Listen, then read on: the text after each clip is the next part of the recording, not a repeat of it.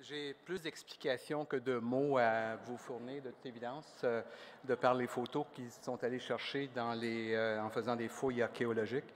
Et oui, effectivement, je faisais de la moto. J'ai traversé l'Amérique du Nord en Harley-Davidson, vous avez bien compris. Mais souvenez-vous également, ne me jugez pas par la façon que j'étais habillé. Que dis-je? Ne me jugez pas non plus par la façon que je jouais au golf, parce que je vous assure que ni un ni l'autre avait autant de mérite. Écoutez, je ne suis pas digne. Merci. Merci, Mme Renaud. Merci à Ladric. Merci, Pascal et ton équipe, les membres du conseil. Nancy, qui me remplace à la présidence du conseil. Merci énormément.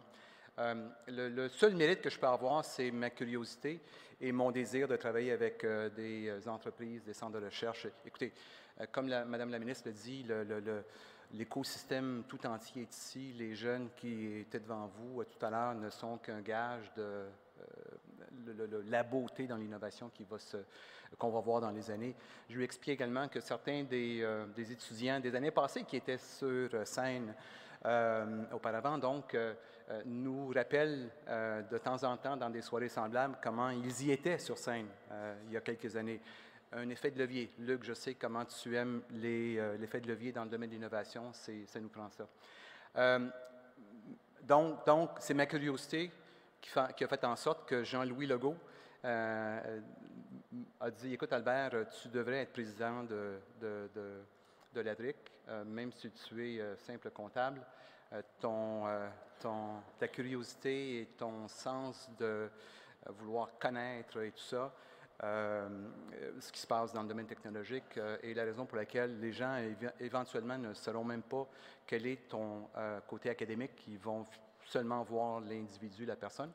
Et j'ai suivi un peu cette consigne-là au fur et à mesure que j'ai travaillé dans toutes sortes de dossiers, écoutez, de grande taille, petite taille, dans des domaines aussi variés que nombreux.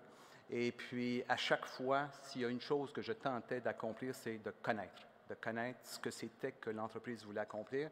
Et ça me donnait tout le désir, la volonté de les aider à obtenir les financements, qui était principalement mon objectif. Donc, j'arrête bientôt, je te promets. Je veux simplement en profiter pour remercier mes collègues de Deloitte qui sont à la table 26 là-bas, avec mon fils Alexandre. Il savait que j'allais le nommer, qui étudie en génie informatique. Donc, il n'a pas suivi mes pas.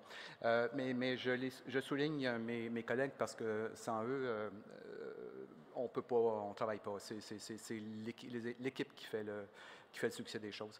Je remercie également les membres du conseil, les anciens présidents du conseil, les directeurs précédents de l'ADRIC. Je salue particulièrement Claude Demers, en l'occurrence. J'ai déjà salué Jean-Louis. C'est avec Claude que j'ai commencé à travailler avec l'ADRIC, à évoluer dans l'ADRIC, et donc je ne sais pas compter, aussi comptable que je peux être. Je ne sais pas compter, je ne veux pas compter, je choisis mémoire sélective, mais ça fait longtemps. Et puis, tous les jours, pendant toutes ces années, quel que soit le nombre, ça a été une expérience riche, et donc je vous remercie encore une fois pour tout ça.